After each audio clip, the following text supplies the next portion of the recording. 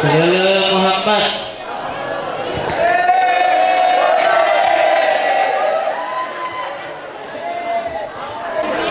Baik, di sini sudah ada narasumber kita yaitu Bapak Ustadz Yazid Mubarok dan Bapak Ustadz Abdul Khalid. Terima kasih Pak sudah naik ke atas panggung.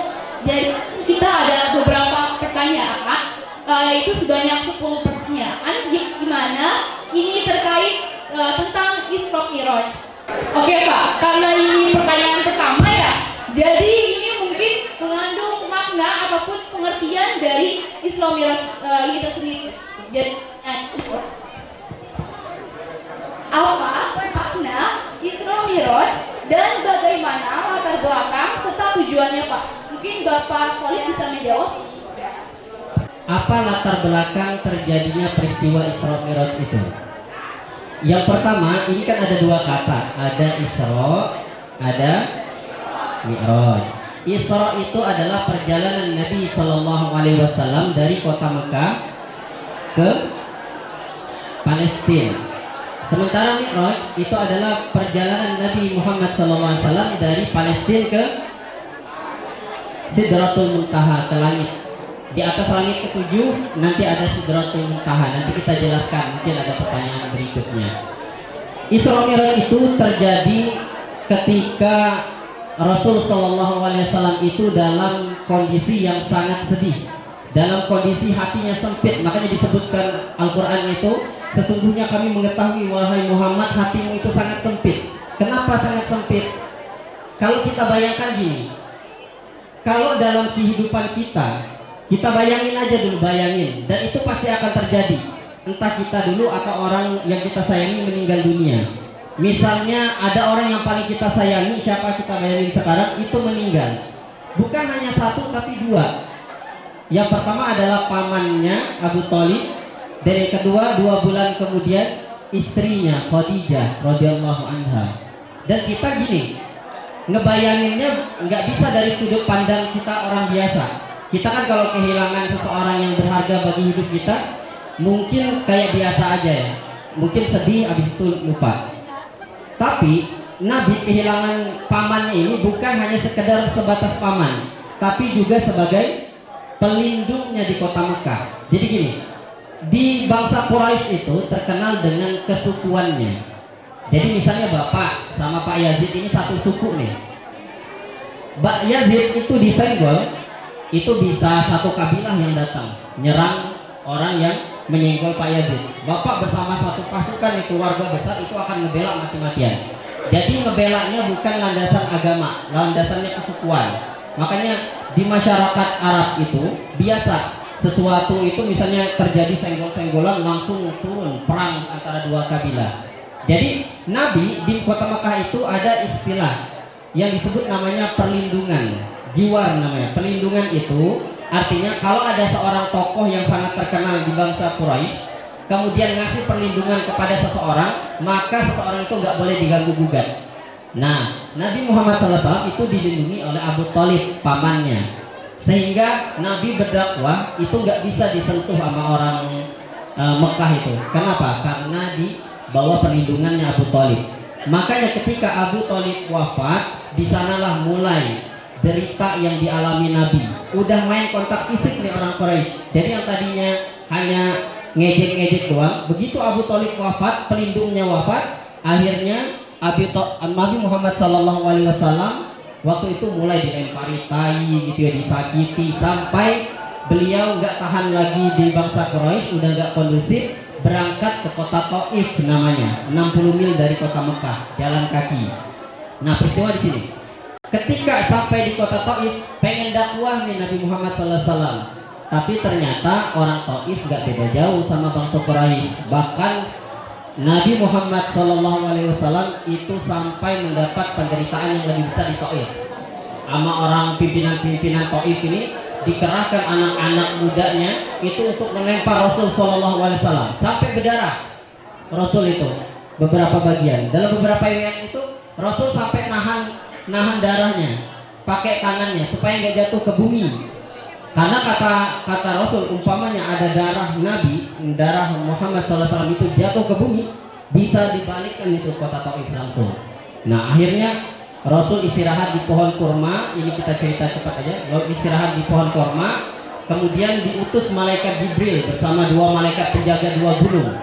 Muhammad, kalau seandainya engkau perintahkan, Allah udah izinkan, apabila kota Taif ini engkau ingin balikan, engkau tinggal kasih kode aja ke dua malaikat, akan dibalikan. Tapi apa yang disampaikan oleh Rasul Sallallahu Alaihi Wasallam terekam dalam hadis, kata Rasul, aku nggak mau dibalikan kota Taif, melainkan aku berharap kota Taif ini nanti anak dan keturunan mereka akan memeluk Islam. Dan terbukti sampai Rasul sampai sekarang ini kota Taif itu 100% penduduknya adalah umat Islam, masya Allah.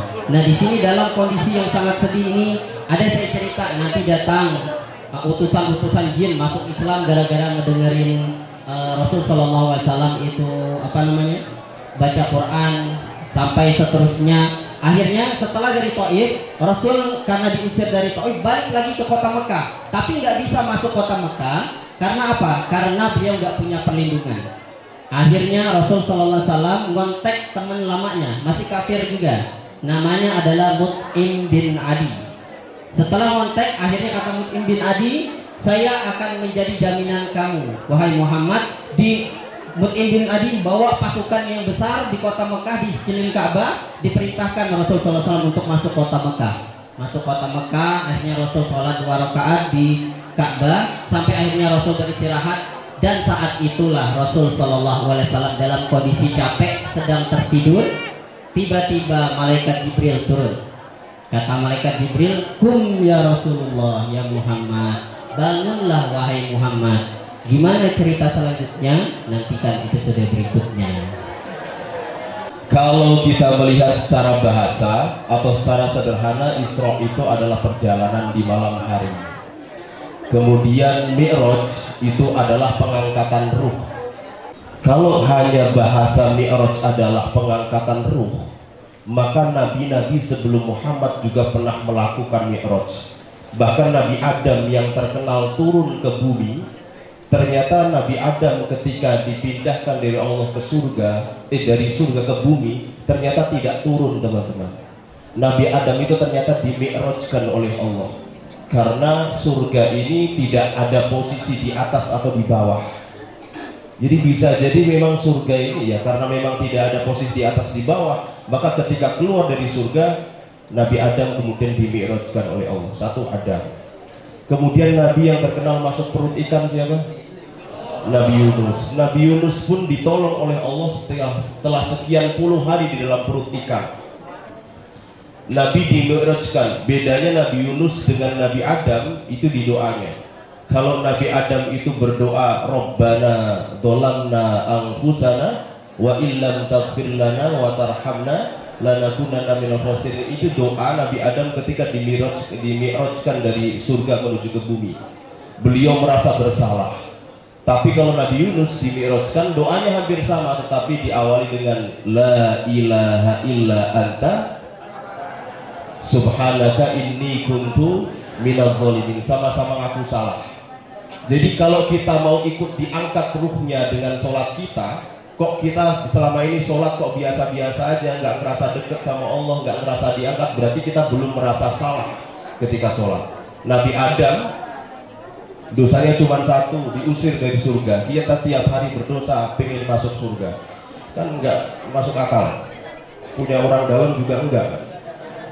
Jadi bahasanya Mi'raj seperti itu. Kemudian ada lagi Nabi Isa alaihi salam. Nabi Isa juga di-mi'rajkan oleh Allah, bahkan sampai sekarang juga masih hidup beliau ketika dikejar oleh siapa? Ketika dikejar oleh bangsa Yahudi, yang kemudian terjadilah peristiwa salib yang disalibkan Yudas. Siapa? Iskariot. Itu beliau di-mi'rajkan. Jadi banyak sekali nabi-nabi yang pernah di-mi'rajkan oleh Allah. Bedanya adalah kalau Nabi Muhammad di-mi'rajkan oleh Allah atas undangan Allah sendiri. Kalau yang tadi kan tidak. Nabi Adam di-mi'rajkan karena kekhilafan Nabi Adam. Nabi Yunus di-mi'rajkan karena permintaan beliau sendiri, karena sudah masuk di perut ikan beberapa hari. Ada lagi Nabi Idris, pernah dengar cerita Nabi Idris yang kenal dekat sama Israel. Jadi beliau kenal dekat, kemudian pengen nyoba rasanya, gimana sih rasanya mati katanya. Akhirnya malaikat Nabi Idris ini termasuk seorang nabi yang memiliki cerita-cerita di dalam Al-Quran itu paling aneh banyak. Jadi pengen ngerasain mati, kemudian bahkan di beberapa kisah-kisah entah itu benar atau tidak, ada yang sengaja sandalnya ditinggal di surga karena dalilnya kalau udah masuk surga nggak bisa keluar lagi. Nah udah dikeluarin, beliau masuk surga lagi ngambil sendal katanya. Habis itu nggak mau keluar, nggak ada orang masuk surga keluar 2 kali kata Idris begitu. Nabi Idris juga pernah dimi'rajkan. Banyak sekali Nabi Muhammad dimi'rajkan atas undangan dinas dari Allah Subhanahu wa taala 620 sampai 621 Masehi.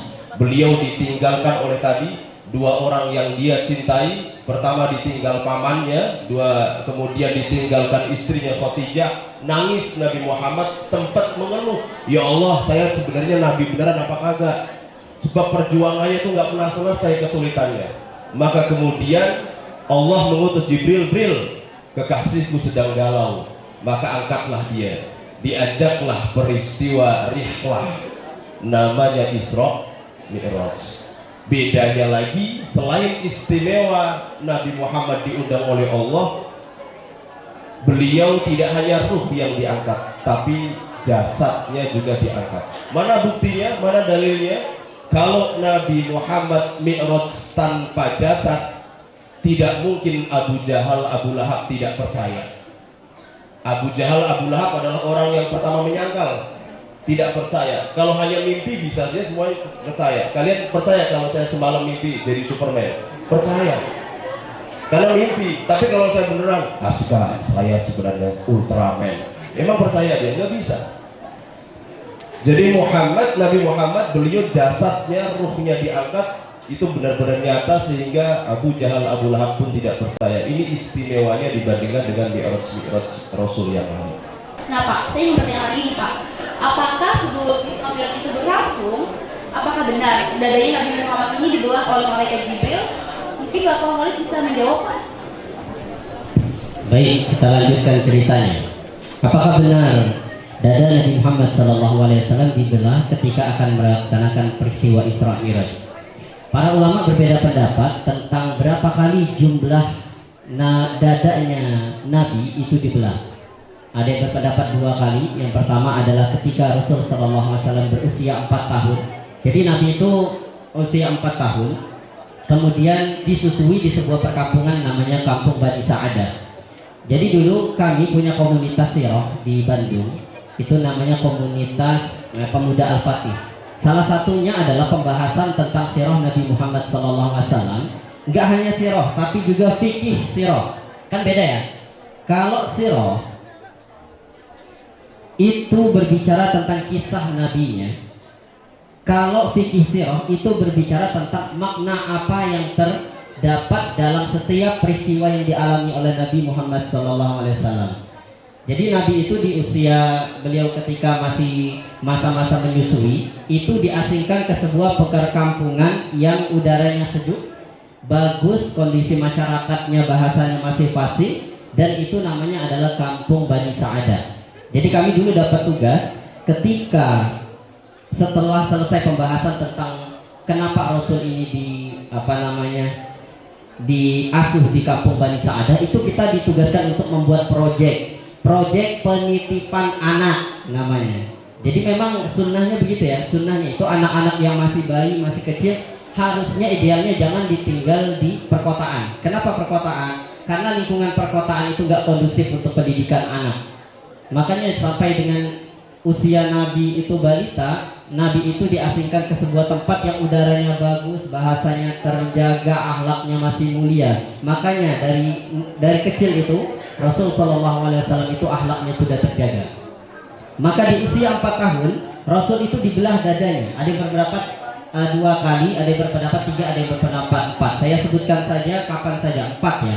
Yang pertama adalah ketika beliau berusia 4 tahun, lagi dititip ke ibu asuhnya di Kampung Bani Sa'adah. Itu nama ibu asuhnya Halimah As-Sa'diyah. Tiba-tiba Nabi kecil lagi main, datang malaikat nih, langsung dibaringkan Nabi di atas batu, dibelah dadanya, dilihat sama teman-teman sepermainannya, diadukan ke Halimah As-Sa'diyah, sesungguhnya Muhammad telah dibunuh oleh dua orang pria, kata teman-temannya. Datang Halimah As-Sa'diyah, habis itu ternyata nggak ada bekas sama sekali. Itu adalah untuk menyucikan Rasul Sallallahu Alaihi Wasallam di usia mudanya. Jadi Rasul itu dari kecil udah dimasukkan hikmah dan keimanan sejak kecil. Nah, ada lagi peristiwa kata para ulama di usia 10 tahun. Itu peristiwa di mana seseorang menjelang akil balik. Makanya nanti perintahkanlah anakmu usia 7 tahun untuk sholat. Jadi diperintah itu mulai dari usia 7 tahun. Kalau 10 tahun nggak sholat juga pukul.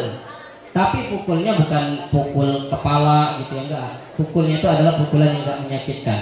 Kak sunnahnya itu sebenarnya bagi seorang bapak itu kata Rasul digantung apa namanya kalau untuk nyambuk kuda itu. Nah itulah yang untuk mencambuk kuda itu bagi seorang bapak yang paham itu digantung di rumahnya. Jadi itu kalau misalnya kamu sholat itu nggak turun, tapi kamu kalau nggak sholat itu bakal turun sampai ke badan kamu, pecutan kuda namanya. Nah itu sunnahnya begitu, tapi mudah-mudahan nggak sampai turun, makanya kita diperintahkan untuk sabar gitu kan. Nah itu adalah untuk mempersiapkan Rasul ketika akil baliknya, peristiwa pembelahan yang kedua. Yang ketiga adalah ketika Rasul Shallallahu Alaihi Wasallam itu akan diangkat menjadi nabi. Berapa umurnya? Diangkat jadi nabi Rasul berapa umurnya? 40 tahun. Dan rata-rata sebagian besar nabi itu diangkatnya pada usia 40 tahun. Kenapa? Karena di usia 40 tahun itu bertemu dua hal. Satu, fisik yang masih fit, dan yang kedua akal yang sudah sempurna. Dan peristiwa yang ditanyakan yang keempat adalah pembelahan dada Nabi Sallallahu Alaihi Wasallam itu terjadi ketika Rasul Sallallahu Alaihi Wasallam yang saya ceritakan tadi dibangunkan Jibril, "Kum ya Muhammad, bangun wahai Muhammad." Tiba-tiba langsung Jibril membaringkan Nabi Muhammad Sallallahu Alaihi Wasallam, dibelah dadanya. Kata Nabi dari mulai dada sampai ke pusat. Habis itu dikeluarkan hatinya, dibersihkan, dimasukkan ke dalam wadah emas. Setelah itu disuci sampai dengan 3 kali, dimasukkan ke dalamnya hikmah dan keimanan. Apa isyaratnya? Kata para ulama, isyaratnya kenapa harus disucikan hatinya terlebih dahulu? Karena tidaklah seseorang itu bisa berjumpa dengan Allah kecuali dalam kondisi hati yang bersih.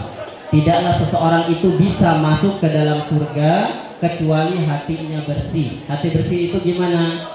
Gak ada kedengkian, gak ada fitnah, gak ada hasut, gak ada cemburu, gak ada curiga. Boleh aja kalau sedikit-sedikit, tapi kita usahakan seminimal mungkin untuk membersihkan hati kita. Nah, salah satu hikmah kenapa dada Nabi Shallallahu Alaihi Wasallam itu adalah isyarat bahwasanya barang siapa yang ingin berjumpa dengan Allah, makanya disebutkan waliman khafa maqama rabbih jannatan. Barang siapa yang dia takut kepada Allah, maka nanti disediakan kepada dia 2 surga. Apa 2 surga itu? Jadi minimal penduduk surga itu dapat 2 surga. Satu surga untuk dirinya sendiri, yang kedua adalah surga yang diwarisi dari orang kafir. Jadi misalnya orang kafir masuk neraka ya, ada orang masuk neraka kekal di dalam neraka, otomatis kan surga dia nganggur nih. Nah maka di dalam Al-Quran itu kita mewarisi surga itu, jadi double surga kita.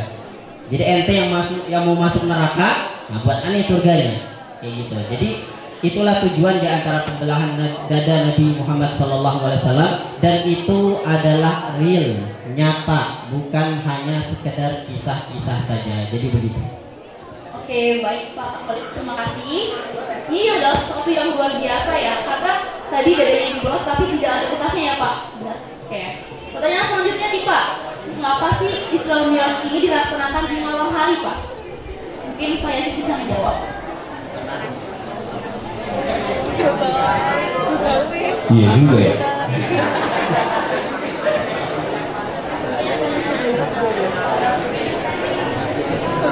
Pertama begini, saya sudah menyimpulkan tadi bahwa Rasul dimi'rajkan oleh Allah, diisrakan oleh Allah itu ruh dan jasadnya. Sampai sini paham ya? ruh dan jasadnya. Berarti beliau benar-benar bangun, diangkat dari tidurnya itu dalam keadaan sadar. Kemudian kalau kita perhatikan teman-teman, coba ini dipastikan searching jarak antara Makkah. Jadi Isra itu kan perjalanan dari Makkah ke Palestina, ke Al-Aqsa. Mi'raj adalah perjalanan dari Palestina ke Sidratul Muntaha. Jarak antara Makkah dengan Al-Aqsa itu berapa? 1239 km. 1500 km. Dan beliau memakai buruk itu melebihi kecepatan cahaya. Padahal kalau Anda searching lagi coba, kecepatan cahaya itu 300.000 km per detik. Berapa? Kecepatan cahaya 300.000 km per detik. Dan jarak antara Makkah dengan Palestina hanya 1.500 km. Artinya Nabi Muhammad perjalanan dari Mekah sampai dengan Palestina tidak ada 1 detik, bahkan 0,0 sekian detik dong. Tadi per detiknya 300 km dan Nabi lebih 300.000 km dan Nabi melebihi kecepatan itu dan jaraknya hanya 1.500, dan tidak ada 1 detik Nabi Muhammad sudah sampai ke Palestina. Itu pun sudah mampir di beberapa tempat. Jadi ketika perjalanan Isra itu Nabi Muhammad itu tidak langsung dari Mekah menuju ke Palestina, tidak. Tapi Nabi Muhammad benar-benar ini perjalanan rihlah, piknik. Diajak ke Madinah, wahai Muhammad, ini nanti tempat yang akan dijadikan engkau hijrah. Nabi malaikat Jibril mengatakan seperti itu. Diajak lagi ke bukit mana? Bukit Tursina. Ini adalah tempat kakekmu dulu Musa alaihi salam disebut sebagai kalimullah, pernah berbicara dengan Allah. Kemudian diajak banyak tempat sampai 5 tempat. Akhirnya di Masjidil Aqsa disambut oleh para rasul di sana. Pertanyaannya adalah, kalau memang dengan kecepatan itu dan dilaksanakan di siang hari, maka kalau tidak dalam penjagaan Allah itu pasti akan bubar jasadnya. Ya dong. Kalian pernah lihat iklan Yamaha ini? Kalau ini pernah nggak pernah? Kalau ibu-ibu pernah. Yamaha Komeng zaman kita. Sampai itu. Yamaha aja bibirnya sampai kemana-mana itu. Itu baru 100 kilo. Apalagi ini 300.000 kilo per jam. Sama pertanyaan lagi. Kalau Anda ini zaman radio, kalau sekarang kan sudah Spotify. Kalau misalkan zaman radio, Anda muter radio siang hari dengan malam hari, lebih hening mana? Malam. Jadi Allah sudah benar-benar mempersiapkan bahwa perjalanan Muhammad itu adalah perjalanan yang tenang di malam hari, tidak ada gangguan oleh gelombang-gelombang apapun, bahkan tidak ada sesuatu yang mengancam keselamatan. Maka sama dengan wayang teman-teman. Kalau wayang ini mau bagaimanapun terserah darangnya. Jadi bisa dipastikan Allah bisa jadi menghentikan waktu pada saat itu kemudian memperjalankan Muhammad. Nabi Muhammad itu dalam riwayatnya peristiwa Isra, Mi'raj sampai turun lagi itu hanya sekitar 4 jam sampai 8 jam. Berbagi riwayat. Ada yang mengatakan 2 sampai 4 jam, ada yang 4 sampai 8 jam. Intinya hikmah di balik perjalanan malam, Nabi Muhammad lebih bening perjalanannya, lebih selamat jasadnya dibandingkan dengan perjalanan siang. Oke, Bapak Yaji, terima kasih. Nah Pak, ketika peristiwa itu berlangsung Pak, apakah ada kejadian ataupun peristiwa yang dialami oleh Nabi Muhammad? Mungkin Bapak bisa jawab Pak. Baik. Apa ada kejadian? Iya, peristiwa atau kejadian yang dialami.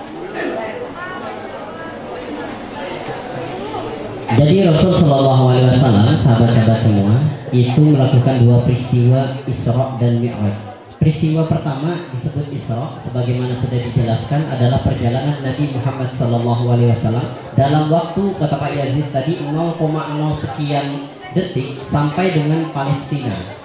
Menurut beberapa riwayat, Isra itu juga mampir di 4 tempat. Sebagaimana, hafal nggak Al-Quran surah At-Tin? Ini isyaratnya. Wat-tini waz-zaitun. At-tin dan zaitun, ini 2 nama buah. Tin asalnya dari mana?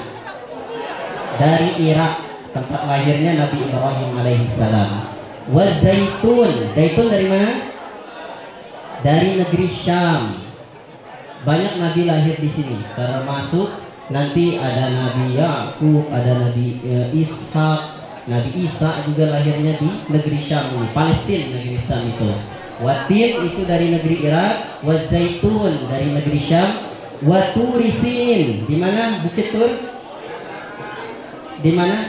Di Mesir, tempat Nabi Musa alaihi salam berbicara dan menerima kitab Taurat. Dan wahadal baladil amin, dan ini tempat yang aman, yang selamat. Di mana itu? Di Mekah. Ini adalah isyarat. 4 tempat ini adalah 4 tempat di mana seluruh nabi dan rasul itu diutus. Jadi nggak ada satu nabi pun yang diutus oleh Allah Ta'ala melainkan hanya di 4 tempat ini doang. Yang pertama adalah di Irak. Siapa aja yang di Irak? Ada Nabi Lut ya, ada Nabi Nuh, ada Nabi Ibrahim. Kemudian ada di Syam, dan hampir sebagian besar nabi-nabi dari Bani Israel itu diutusnya di Syam. Dan juga di Mesir. Siapa di Mesir? Nabi Musa alaihissalam, Nabi Yusuf alaihissalam, Nabi Harun di sana juga. Kan ada cerita perang sama Fir'aun ya. Dan satu lagi adalah di Hadal Baladil Amin, di kota Mekah Al-Mukarramah. Ini adalah isyarat. Jadi Rasul mampir di 4 tempat itu di mana semua nabi dan rasul itu diutus. Tapi nanti adalah singgahnya di mana? Singgahnya di Palestina. Makanya kenapa saya bilang waktu ketika khutbah Jumat itu Rasul itu harus ke Palestina dulu, karena Palestina itu adalah portal langit. Jadi kalau kita lihat, kalau saya mau ke Sulawesi, saya dari Bangka mau ke Sulawesi, pasti transit di mana dulu? Di Jakarta dulu. Dari Sumatera kalau mau ke Sulawesi itu nggak bisa langsung terbang ke Sulawesi, transit dulu di Jakarta. Nah, hikmahnya kenapa di Palestina? Selain adalah Palestina itu negerinya para nabi, negeri yang sangat diberkahi, di sana pula apa tadi? Apa? Selain negeri yang diberkahi, kemudian negeri diturunkannya para nabi, Palestina itu adalah portalnya langit. Jadi kalau kita lagi meneliti, mau nyoba, barangkali mau nyoba ya, mau bikin pesawat terbang ke langit pertama aja, itu nggak bisa dari yang lain, pasti dari Palestina dulu. Nah itu, jadi begitu singgah di Palestina, Rasul SAW itu menambahkan buruknya. Tahu buruk nggak? Buruk ini kendaraan yang tadi disebutkan oleh Pak Yazid, yang kecepatannya lebih daripada kecepatan cahaya. Jadi kata Nabi mensifatinya begini, di mana mata buruk itu memandang, tiba-tiba udah nyampe sono, saking cepatnya gitu. Akhirnya Nabi langsung menambatkan buruk itu di sebuah tempat namanya tembok ratapan, yang sekarang diklaim oleh Yahudi itu sebagai tembok ratapan dia.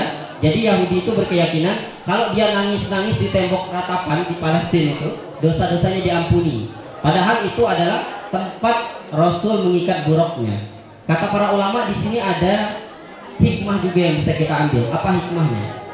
Mungkin nggak buruk itu kabur tanpa diikat? Kira-kira kalau buruk diikat kabur nggak? Enggak diikat kabur nggak? Ya enggak. Emang buruk binatang liar? Enggak lah, itu kan perintah Allah. Jadi kenapa masih diikat sama Rasul? Kata para ulama ini adalah bagian dari ikhtiar dan tawakalnya Rasul SAW. Jadi tawakal itu bukan berarti kita nyerahin semuanya sama Allah. Harus ada ikhtiar kita untuk berbuat sesuatu. Pengen pinter, belajar. Pengen lulus, ya belajar yang maksimal. Pengen kaya, cari uang sebanyak-banyaknya dengan cara apa? Dengan cara kerja. Lalu kemudian setelah ditambatkan, dalam beberapa riwayat Rasul sholat 2 rakaat. Ada yang mengatakan sholat 2 rakaat itu kemudian beliau memimpin seluruh para nabi dan rasul di belakangnya. Ada azan, ada iqomat. Habis itu tiba-tiba Jibril nyuruh, wahai Muhammad silakan jadi imam. Jadi ini isyarat juga bahwasanya semua nabi itu pimpinannya adalah Nabi Muhammad SAW, dan menjadi isyarat bahwasanya agama Islam ini akan sampai kepada seluruh penjuru dunia, rahmatan lil alamin. Ini adalah peristiwa Isra-nya dulu. Rasul di sana kemudian dikasih susu sama Homer. Rasul memilih susu, kata Rasul. Ini adalah fitrah yang benar, kata malaikat Jibril. Maka kemudian setelah siap, mulailah. Ini langsung cerita sampai Mi'raj ya. Langsung begitu naik ke atas, ada langit yang pertama disebut namanya langit dunia. Diketok sama Jibril. Assalamualaikum. Ya, kayak kita ngetok rumah ya, assalamualaikum juga. Assalamualaikum. Malaikat penjaga langit gerbang pertama, ini Rasul sendiri mengisahkan dalam sebuah hadis panjang ya tentang Isra Mi'raj itu.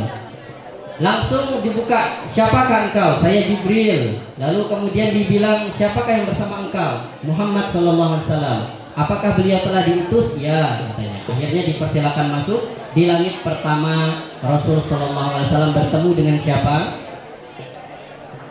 Nabi Adam alaihi salam. Nabi Adam itu kata Rasul tingginya 60 hasta, lebarnya 7 hasta. 1 hasta itu berapa? Setengah meter.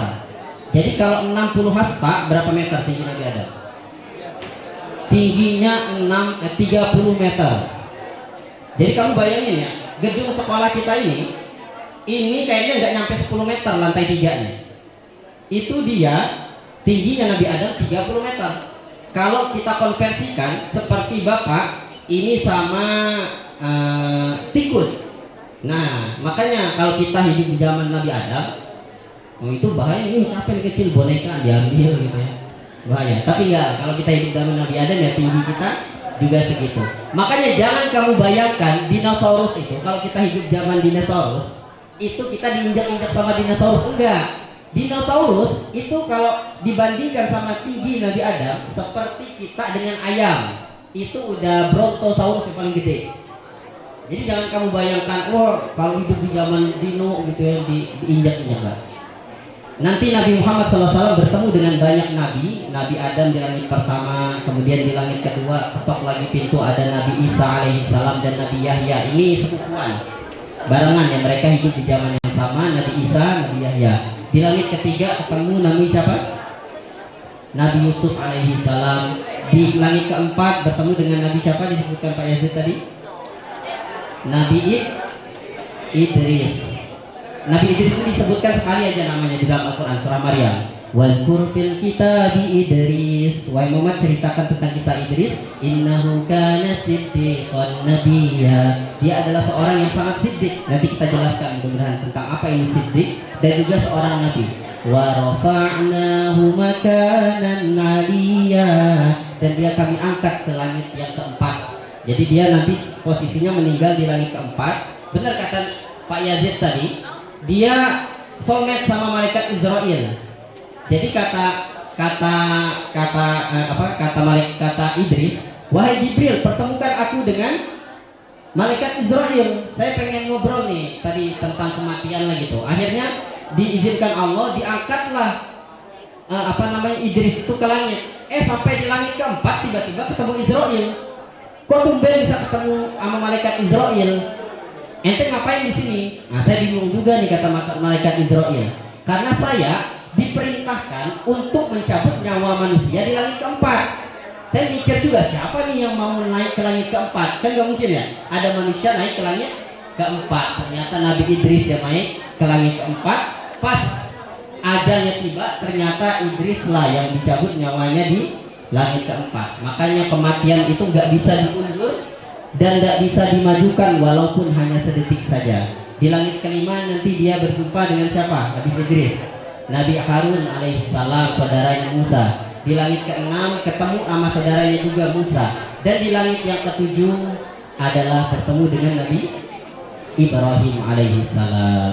Jadi anak-anak kata Rasul yang dia wafat sebelum akil balik. Misalnya kita punya anak atau ada anak saudara kita yang wafat tapi dia belum akil balik, maka dia kata Rasul itu dijaganya sama Nabi Ibrahim di sana di langit ketujuh. Kemudian bertemu dengan Nabi Ibrahim sampai nanti masuk kepada Sidratul Muntaha. Jadi di langit ketujuh ada namanya Sidratul Muntaha. Sidratul Muntaha itu pohon, dan malaikat Jibril hanya ngantar sampai sono aja. Dan di sana tiba-tiba begitu sampai ke gerbang Sidratul Muntaha, langsung malaikat Jibril itu berubah menjadi bentuk yang sebenarnya. Direkam dalam Al-Quran surat An-Najm gitu ya.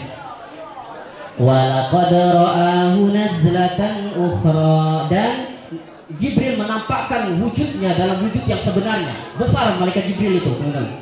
Satu sayapnya, malaikat Jibril itu punya 600 sayap. Satu sayapnya itu kalau dikembangkan itu nutup langit bumi, baru satu sayap. Makanya ketika malaikat Jibril itu mengazab kaum Lut, orang yang homoseksual, itu cukup pakai satu sayap, dicongkel, jeder, diangkat ke atas pakai satu sayapnya, habis itu dibalik, ditiban, jeder, ditembak lagi sama meteor. Ganas banget ini kaum Nabi Lut. Jadi dicongkel, kamu bayangin nih, ada perkampungan dicongkel sama sayap malaikat, diangkat setinggi langit, kemudian dibalik, tumpah. Nggak cukup kalau misalnya tumpah aja kan biasa aja. Habis tumpah, ditiban lagi, jeder. Habis ditiban, lempar lagi sama meteor, jeber. Makanya orang yang homoseksual hukumannya itu gimana? Dilempar dari tempat tinggi. Jeder. Kalau belum mati juga itu dilempar sama batu sampai meninggal. Ini hukum orang yang terlibat homoseksual dan lesbian. Naudzubillah. Jangan sampai kita, karena ini virusnya lagi berkembang. Nah, ini terakhir. Begitu sampai di Sidratul Muntaha, barulah kemudian malaikat Jibril berubah dengan wujud sebenarnya. Habis itu hanya Rasul sallallahu alaihi wasallam yang langsung bertemu dengan Allah Subhanahu wa taala. Bagaimana kisah selanjutnya? Cukup dulu. Oke, baik Bapak, terima kasih atas jawabannya. Nah, Pak, saya pernah dengar nih Pak, saya pernah dengar bahwa kalau sholat ini ada kaitannya dengan peristiwa Isra Mi'raj. Nah, maka pertanyaannya, apa sih Pak korelasinya atau hubungan antara Isra Mi'raj dengan sholat ini? Dan apakah sebelum Isra Mi'raj itu sudah ada sholat? Mungkin Pak Yasin bisa menjawab Pak.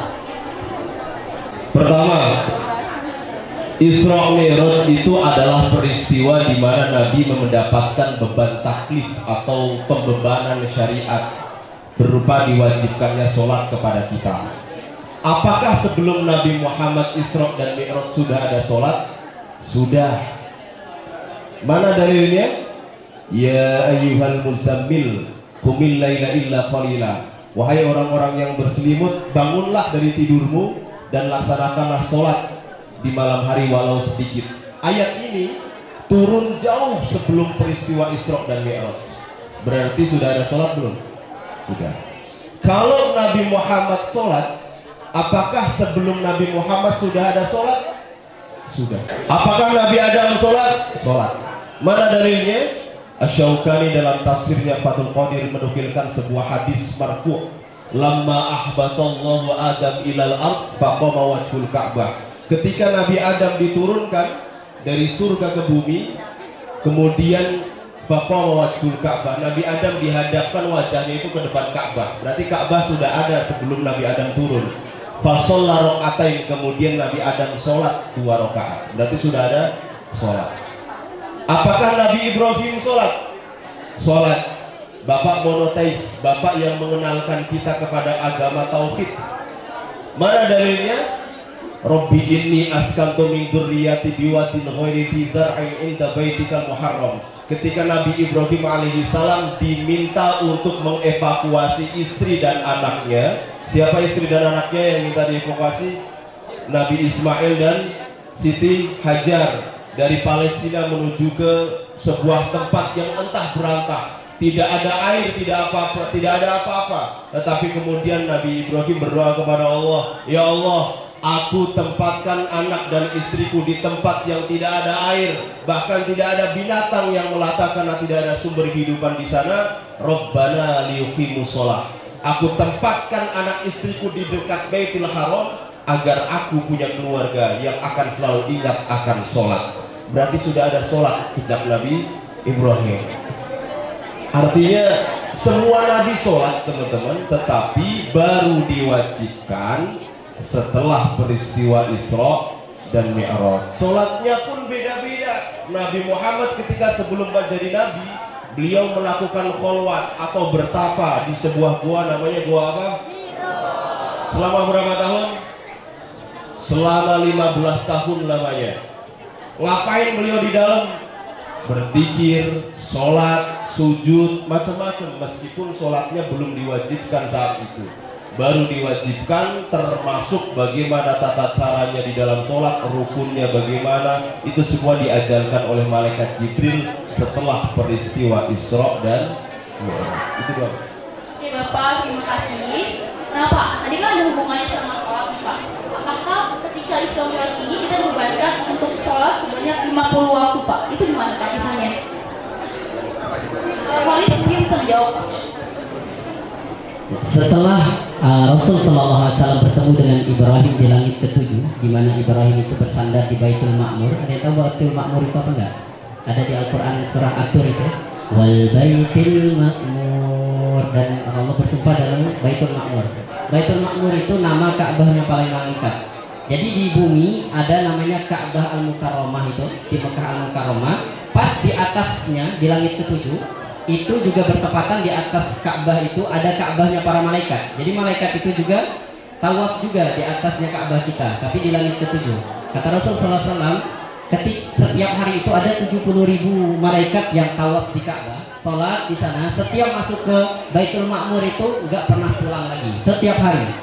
Jadi banyak banget jumlah malaikatnya Allah, hanya Allah yang tahu jumlahnya. Maka Allah langsung memerintahkan. Jadi Rasul itu mendapatkan 3 kado dari bertemunya dengan Allah. Yang pertama adalah Rasul mendapatkan perintah sholat, awalnya 50 waktu, kemudian temu Nabi Musa bolak-balik sampai dengan 5 waktu akhirnya, dan Allah sempurnakan walaupun kita sholat 5 waktu, tapi pahalanya setiap sholat itu 10 kali lipat. Jadi 1 kali kita sholat itu seperti sholat 10 kali, 5 kali berarti 50 kali dalam sehari. Itu yang pertama. Yang kedua kadonya adalah Rasul mendapatkan wahyu akhir surat Al-Baqarah. Surah Al-Baqarah ayat akhir. Apa enggak? Ini surat dari langit nih. Ketika Rasul langsung berbicara dengan Allah. Kita bisa ngebayangin enggak? Coba gini ya. Kadang-kadang saya suka ngebayangin ya, Tuhan yang selama ini kita sembah, nabi, malaikat gitu. Rasul itu bisa melihat langsung Allah, bukan melihat, berbicara dengan Allah gitu ya, secara langsung. Kita kayak bisa ngebayangin nggak sesuatu yang kayak menakjubkan banget. Kalau saya mikir pakai logika aja ada gitu ya, kayak nggak nyampe. Ini peristiwa luar biasa banget gitu ya. Akhirnya yang kedua adalah dapat perintah. Apa ayatnya? Makanya kita disunahkan baca surat atau ayat ini di pagi dan petang. Amanar rasulu bima unzila ilaihi min rabbihi wal mu'minun kullun amana billahi wa malaikatihi wa kutubihi wa rusulihi, dan seterusnya. Itu adalah ayat luar biasa turunnya ketika Rasul sallallahu alaihi wasallam langsung berhadapan dengan Allah. Dan Allah menjadikan yang ketiga, hadiahnya adalah kata Allah, setiap umatmu wahai Muhammad yang beriman kepada Allah dan tidak menyekutukan Allah dengan sesuatu apapun, maka akan aku jamin masuk ke dalam surga. Sehingga bergembiralah hati Nabi Muhammad SAW. Dan ini adalah peristiwa yang luar biasa teman-teman, kita bisa bayangkan. Jadi itu cerita tentang sholat atau pembebanannya kepada Nabi Muhammad SAW dan umat Islam. Oke, kita mungkin akan lanjut lagi ke pertanyaan berikutnya Pak. Saya pernah mendengar bahwa orang tua yang memiliki anak kecil itu ketika anaknya tidak mau sholat, apakah boleh dipukul Pak? Itu bagaimana Pak? Kira-kira mungkin Bapak yang bisa menjawab Pak. Boleh memukul atau tidak? Teman-teman, tidak ada ibadah yang mandatnya langsung dari Allah kecuali sholat. Semua ibadah, zakat, puasa, haji, sodakoh yang wajib-wajib itu semuanya atas mandat Allah kepada Jibril baru disampaikan kepada Nabi Muhammad. Tetapi sholat Allah mengundang langsung kepada Nabi Muhammad, langsung diberikan mandat tentang taklif atau pembebanan syariat tadi. Maka kemudian saking pentingnya sholat, tidak ada ibadah yang wajib diajarkan kepada seorang yang usia mumayyiz atau tamyiz. Tamyiz itu usia sebelum balik, antara 6 sampai 7 tahun. Harus diajarkan, tidak ada ibadah. Ibadah apa coba? Rata-rata paling manasik haji, anak-anak TK. Nah, itu kurikulum wajib. Saya juga aneh sebenarnya, kenapa anak-anak TK sudah diajarin manasik sejak dini, sedangkan saya yang latihan dulu aja kagak naik-naik. Kan gitu. Mereka anak-anak TK gitu. Sholat dulu. Bapak Ibu atau kalian calon-calon ibu, ajarkan anakmu, tanamkan tentang kebutuhan sholat yang pertama. Percuma pakai kain ihram segala macam, mau lihat Mekah tapi sholatnya belum ngerti. Tangan kiri apa tangan kanan dulu kalau wudhu, wajib atau sunnah kalau 3 kali ketika wudhu. Diajarkan tentang teknis itu dulu. Maka kemudian bahkan agama memperbolehkan dipukul anaknya meskipun usia 7 tahun ketika dia tidak mau sholat. Tadi sudah disampaikan, orang-orang dulu menyediakan cambuk. Tetapi perlu diingat, kata-kata tadrib di sini bukan berarti memukul secara fisik. Ini literal tansih, ada tafsir-tafsir yang harus dicermati. Memukul seorang anak itu bukan memukul secara fisik.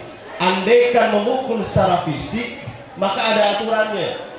1, tidak boleh memukul di daerah wajah, bahaya.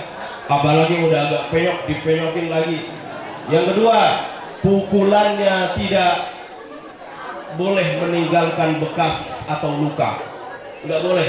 Seorang ayah, seorang tua, guru sekalipun, pasti saya kalau mukul kalian minimal pakai peci, ya nggak mungkin ada tanda peci di sini. Yang ketiga, pukulannya selain tidak boleh di wajah, tidak boleh meninggalkan bekas luka, pukulannya adalah pukulan yang edukatif. Tidak boleh atas dasar dendam, gergetan, gemes, sakit hati kepada anak, haram hukumnya. Maka bagaimana caranya? Pukullah, maksudnya pukul nuraninya. Diingatkan bagaimana kesadaran tentang sholat. Maksudnya begitu.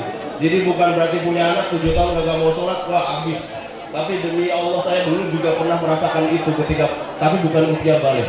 Saya pernah dicambuk sama babe saya, sama apa namanya, pakai sabuk hitam Bunyamin, tau gak? Sabuk hijau orang Betawi. Sampai sekarang ini masih saya ingat sampai sekarang. Ini adalah luar biasanya ketika orang tua saya mendidik saya tentang sholat. Jadi maksudnya adalah bukan pukulan fisik. Andai kata pukulan fisik itu juga ada batasannya. Jadi saking pentingnya sholat, anak yang belum ngerti apa-apapun tadi, belum balik, dia sudah wajib diajarkan tentang ini. Maka esensi daripada sholat ini luar biasa. Orang yang tidak melaksanakan sholat, maka berarti ya tidak ada bedanya dengan orang yang tidak ada agama. Tidak ada agama yang tidak ada sholatnya, teman-teman. Semua agama ada sholatnya. Bedanya adalah sembahyangnya itu insya Allah kita yang paling diberikan hak oleh Allah Subhanahu Wa Taala. Baik Bapak, terima kasih atas jawabannya. Kemudian ini kita punya 2 pertanyaan terakhir lagi Pak. Pertanyaannya itu adalah bagaimana sih Pak tips ya agar sholat kita itu bisa khusyuk, yang dimana kita kenal dengan kenikmatan dalam beribadah. Mungkin Bapak Yazid punya tipsnya Pak? Bisa jawab. Gini aja teman-teman, biar ngerti bagaimana esensi sholat. Ini cara paling mudah untuk orang-orang awam seperti kita. Agar bagaimana cara sholat kita agar khusyuk, ada 3 caranya. Stepnya ada 3. Yang pertama, barang siapa yang sholat mulai sekarang minimal tidak melakukan hal-hal yang membatalkan sholat. Hal-hal yang membatalkan sholat sangat banyak, tetapi minimal kita mulai dari 1 cara. Tidak boleh ada gerakan lain selain gerakan sholat setelah takbiratul ihram. Paham? Allahu Akbar. Sudah ada nyamuk, ada dinosaurus segala, biarin. Ya, kalaupun perlu digaruk, garuklah sekedarnya saja. Jangan. Minimal Anda bisa diam, menahan gerakan di luar sholat, itu sudah aman. Kalau ada ular kobra tak gimana? Apa? Ada ular kobra lagi sholat. Pelototin aja lah. Insya Allah nggak ada. Yang kedua, ini 5 menit lagi. Yang kedua, bagaimana caranya biar sholat khusyuk? Kalau sudah gerakan aman, minimal pendengaran kita jangan sampai terganggu dengan suara-suara lain selain suara bacaan kita. Itu cara khusyuk yang kedua. Bismillahirrahmanirrahim. Alhamdulillah. Maka dalam mazhab Syafi'i, ucapan di dalam sholat, dengerin. Ucapan di dalam sholat itu minimal harus terdengar dengan suaranya sendiri. Jadi yang saya lihat orang-orang sholat di sini, apalagi perempuan biasanya Allahu Akbar. Yang sampai salam begini. Loh, bagaimana caranya? Gak bisa. Rukun dalam sholat itu ada qauli, ada fi'li. Qauli itu yang wajib diucapkan, ada 5. Takbiratul ihram, Fatihah, tahiyat akhir, sholawat, salam. Ini 5-5 yang diucapkan. Tasdidnya Fatihah ada 14, hilang 1, gagal Fatihah kita. Lah ini hilang semua. Gimana cara ngitungnya? Jelas. Maka cara khusyuk yang kedua adalah bagaimana cara kita mendengarkan bacaan kita. Satu, tidak ada gerakan di luar sholat. Yang kedua, mendengarkan dengan baik bacaan yang kita baca benar atau tidak. Itu khusyuk level kedua. Khusyuk level ketiga, mulai sekarang pelajari tentang makna daripada isi dalam sholat itu. Ya Allah, iyyaka na'budu wa iyyaka nasta'in. Saya menyembahmu dan saya minta tolong ya Allah, kontrakan banyak tapi kagak ada yang bayar, cicilan di mana-mana, minta tolong sama Allah, curhatin sama Allah. Dengan memahami apa yang Anda ucapkan di dalam sholat, pasti akan fokus untuk memikirkan artinya. Maka suara-suara di luar sholat insya Allah akan hilang. Ada tukang bakso, ada tukang cireng, segala macam, biarin. Makanya ketika Sayyidina Ali dites oleh Rasulullah untuk sholat khusyuk, itu kan sampai 3 kali gagal ya kan? Sorbatnya hijau sama putih. Ali saja gagal, kita apalagi kita. Makanya level-level orang awam seperti kita minimal tadi. Apa tadi satu? Tidak ada gerakan di luar sholat. Yang kedua, mendengarkan bacaan kita. Yang ketiga, minimal mengetahui apa yang kita baca. Mulai sekarang pelajari dari mulai takbir sampai dengan assalamualaikum warahmatullah. Apa makna di dalam itu? Mulai merasakan di dalam sholatnya. Ketika kita merasakan sholat dengan begitu, maka terjadilah ihsan dalam diri kita. Anta'budullaha ka'annaka tarah. Beribadah kepada Allah seakan-akan kita melihat Allah. Kalau kita nggak bisa membayangkan Allah, minimal kita sadar Allah melihat kita. Inilah yang kemudian dikatakan sebagai peristiwa mi'raj di dalam diri kita. Merasa salah, biar Allah mengangkat sholat kita itu semakin dekat. Bukan dekat dengan meteor, tadi kan dekat dengan meteor. Mudah-mudahan apa yang kita pelajari, udahin aja. Itu saja, terima kasih. Jadi saya menutup, mudah-mudahan apa yang sudah saya sampaikan benar-benar bisa diterima dengan baik, menjadi manfaat keberkahan majelis ini. Apalagi dengan kehadiran Ustadz, saya titip anak-anak, sampaikan apa yang sekiranya bisa merubah bagaimana pola mereka. Masjid ini alhamdulillah kita isi setiap hari. Bahkan di sekolah kita ini kita adakan tadarus setiap pagi. Tetapi ya masih aja nih yang tiba-tiba muncul, tiba-tiba jadi gagal jam 12 pada tidur di kolong itu masih banyak. Mudah-mudahan Ustadz bisa merubah mindset mereka agar ngerti kesadaran tentang sholat. Ya, yang belakang masih tidur nggak? Aman ya. Wal afu minkum. Assalamualaikum warahmatullahi wabarakatuh.